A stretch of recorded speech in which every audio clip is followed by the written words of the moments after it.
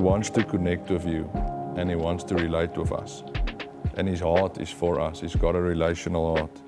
And one thing that I read last night is also that God waits to be wanted by you. But you have to seek God to find Him. We all have difficult things, but God knows our hearts. And He wants us. He wants to be intimate with us. The word I kept on thinking earlier was agape love. You know, what does it actually mean? The fullness of life in the Father, and rest in that. That's really where we want to be and living from. And I think a lot of the time we're not necessarily engaging, you know, and not spending time because we don't really understand what that's What like. that means and what it's What like. does it actually mean to live out of that place? And when you do find yourself and understanding what that is, you can't get enough of it, because that place, you know, being with Jesus, that's life, that's abundance, that's peace, you know, and that's what He came to give us, you know, and we're not really engaging in that. So maybe one of the reasons men, struggle with intimacy with God, we are all dads. I wonder about, I'm so grateful for a mother and Sunday school teachers, etc., who's taught me so much about God. But the flip side of it, it's been mostly feminine voices on those. The pastor was also mostly a man, but sort of like where I learned how to pray or how to follow Jesus, sort of like was from a feminist voice, which is not wrong. But I wonder about how fathers, how men can play a more active role in the family, and which with the language of intimacy also bring the perspective of God being very active in the Bible, being king, being warrior, and lover. You know, so maybe part of why men struggle with intimacy is in some worship songs or so, there's such an emphasis placed on that, the lover side of God, which we are invited to. But we don't put enough emphasis also on God of action, God of justice, God, you know, so I wonder about that balance. Yeah, that's a very good point. And how we as men also need to speak with our children about God being actively involved. And it's also being a friend and to other men, you know, and asking these questions and inviting these conversations. Because, like you mentioned earlier, the discussion you had this morning, it doesn't come easy for guys. No. You know, guys, we're quick to speak about rugby and sports and weather and a Driekus fight and whatever, but as soon as we start to speak hard issues and asking hard questions, you know, it becomes difficult for men to relate to that. Zell, we also had a discussion just as we start closing off. So we also had a discussion about just health, general health, where you just mentioned also an important thing that I don't think, you know, we think about a lot is that you also need to be healthy in a healthy space, mentally and physically, to be able to build this relationship with God. So just tell us a bit more about that. Yeah, so I'd say last year was a major focus on health for me. Having run a business, well, I think it was 4 years then, you know, father, you know, and all the other demands.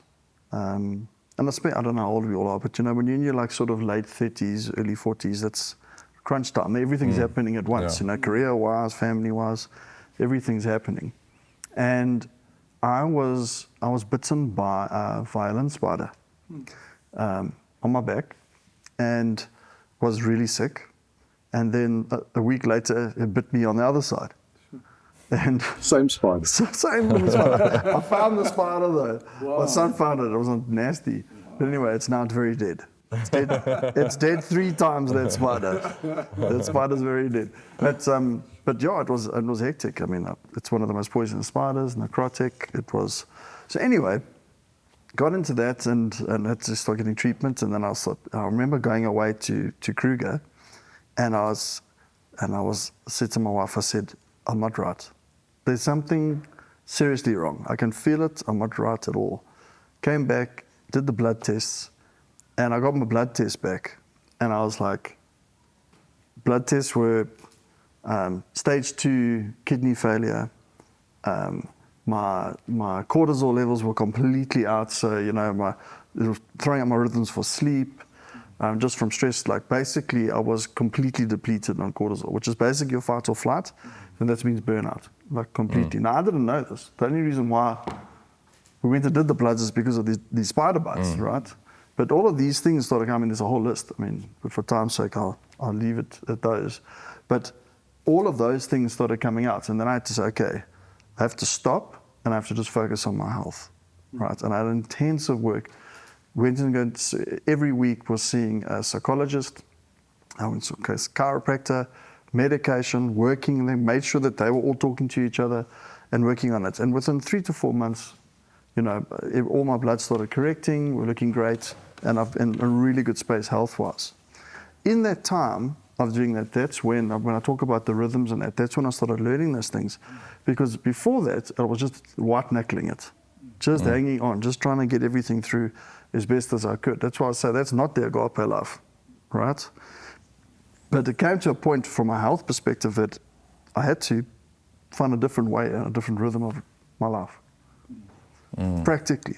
You can't say you want to be intimate with the Lord and have great devotions and a wonderful Father and all that stuff if your health is lacking. There's just no way. You don't have the capacity, you don't have the energy. No matter how much you want to do it, you can't. So, and it's been so interesting also, subsequent when I tell the story, everyone's like, oh geez, let me go and check myself. And I've sent many people to the same people to get the bloods, and they all come back with frightening results. We are just used to living a certain way. That's just our default in that. But our bodies are actually taking a heck of a lot of strain. And then we wonder why we can't, and why things are so difficult, why we can't spend time with the Lord in that. So I'm in a great place now, but it took a hell of a lot of effort and financial resource. I mean, to have to pay for that and do that and have that focused attention. But I can highly recommend, like if you no matter who you are as a man, is look after your health. Go and get checked out. Check your blood pressure. Go and check. I mean, Johan, you've had health issues yourself. And there's nothing like that. Well, then just pull a handspring and like, let me reassess my life and all that stuff. And you were lucky. I don't know if you want to share. I don't know if you have shared. I've shared it. There's no time to share that. Okay. Maybe just add. But it's a very valuable. It's a very, very good point. Yeah. What I'm finding interesting, just in my own experience and in research, is the influence silence has on our physical and mental health. Wow. What's interesting for me is myself. Often when I say I have a quiet time with the Lord, it's all but quiet. Yeah. And I'm just learning. There's times when I can be with, like my wife, who's my best friend, I can be with Liesel and we don't need to communicate anything. Yeah. We can just sit and be together. And I'm learning how time with God can also, me sharing, me listening, but there's also times where I can just be with God. Something called Christian meditation, of just coming, be still and know that I am God. So some of the research has shown that every one of us has a set point of happiness. And sometimes something positive in your life happens and your happiness comes up a bit, but it falls back. They've shown that the only thing that could make your set point for happiness go higher is time of silence and meditation. Amazing. Sure. And so I'm learning how part of my friendship with God is also just being with God. Yes. I don't need to hear anything. I don't need to say anything. So for me, it's incorporating that in my everyday life to some extent. Awesome. I think retreats often is a bit of longer time of just being in silence with God. I totally agree with that. It's mentally, becoming mentally fit or healthy, but that time in silence, coming to a standstill, I think also helps us physically, Yes. just to come to a standstill. Yeah. So maybe just to add to it. Yeah, and especially if you're like an A-type, go-getter, you want to get stuff. Yeah. You like, you feel like, I must. It's difficult. You, 5 minutes of quietness is difficult. Yes, then, difficult. Because also you used to saying, listen, I'm going well with the Lord if I've done the 21-day reading plan and I read this chapter, and you tend to sort of gauge yourself on activity. Yeah. But actually, what he wants to do is actually just to chill and just be with him. He doesn't. That's actually more important. Yeah. Guys, thanks. We need to end this now. So I've got something that I want to end off with, and then if there's anything that you still feel like you've got on your heart to share, please go ahead. So one thing that I want to end off with is just to remind men that God is relational. And I think that's a very important picture that you need to have of God, and that God wants to connect with you. And he wants to relate with us. And his heart is for us. He's got a relational heart. And one thing that I read last night is also that God waits to be wanted by you. But you have to seek God to find him. And that's such a beautiful piece for me. Is the first part is to say that God waits to be wanted by you.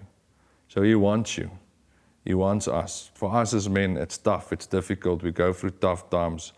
We all have difficult things, but God knows our hearts, and he wants us. He wants to be intimate with us. And the only thing that's standing in that way is us and our priorities and the stuff that we've spoken about now. So guys, thank you. I really appreciate your honesty and your vulnerability in sharing this wisdom and the things that you've gone through.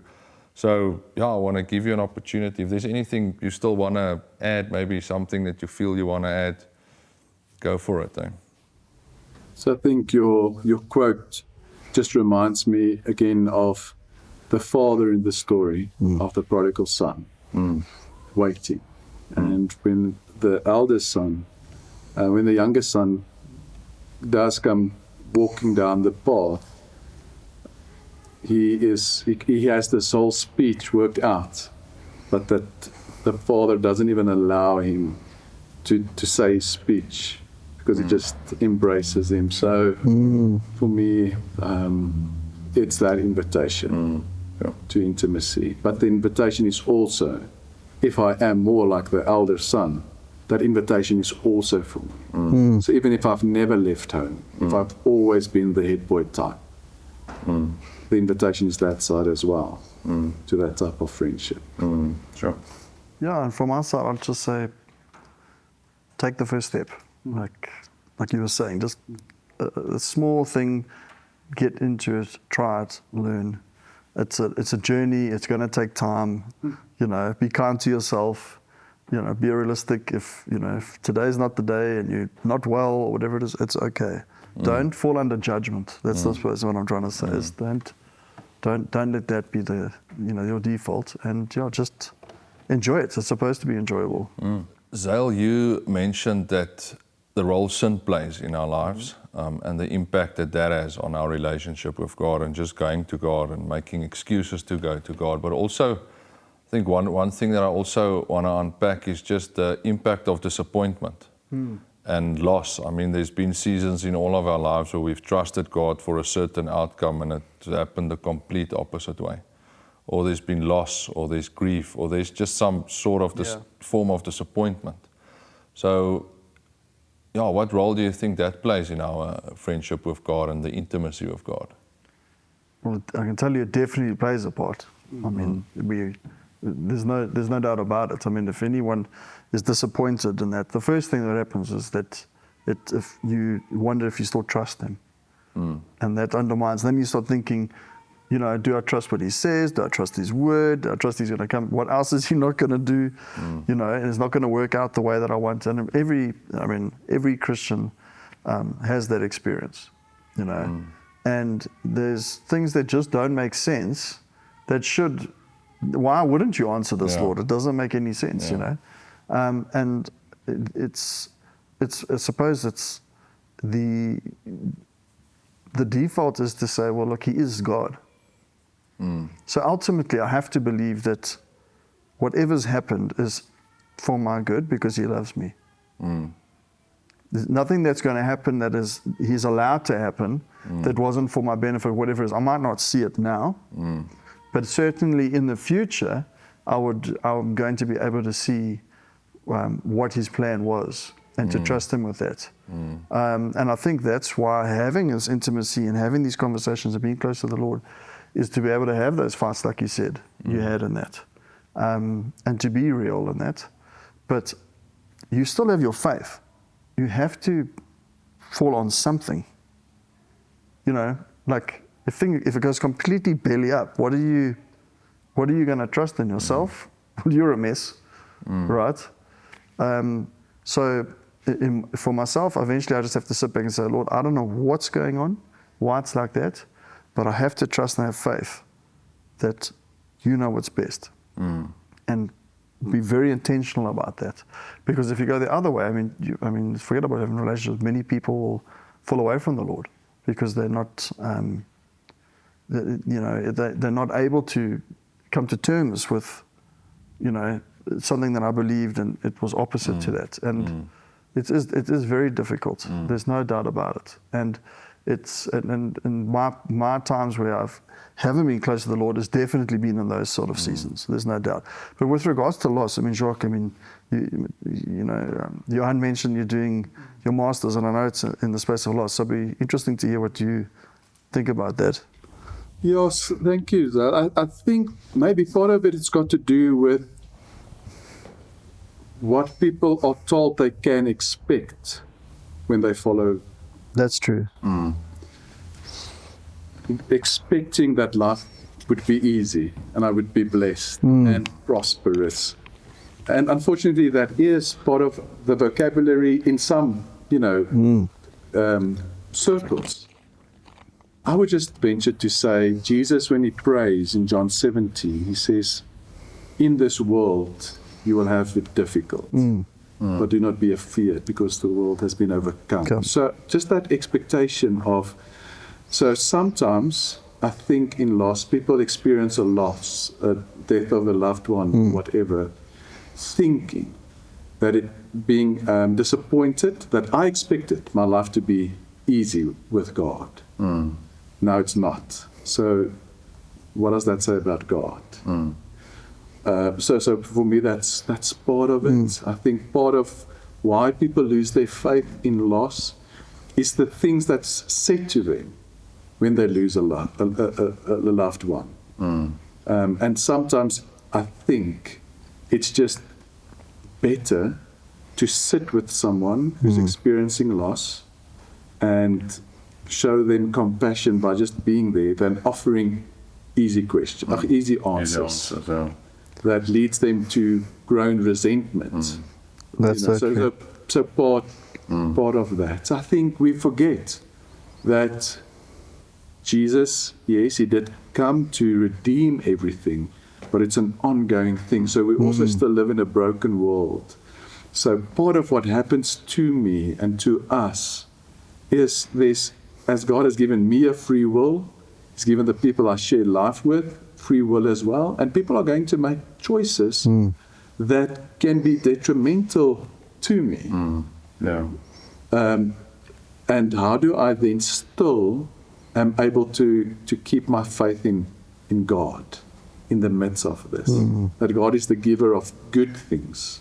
So whatever happened in my life that's not good, I live with the trust that God didn't send this my way.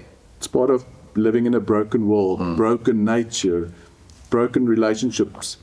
But then at the same time, I can hold on to Romans 8:28. God works everything for good to those that love. For me, I think when people have experienced loss, when we can hold on to, God didn't necessarily give this to me, but God is still able to use this. But sometimes people interpret loss or difficulty as this is proof that God is not good. That's not good, and to live with that complexity.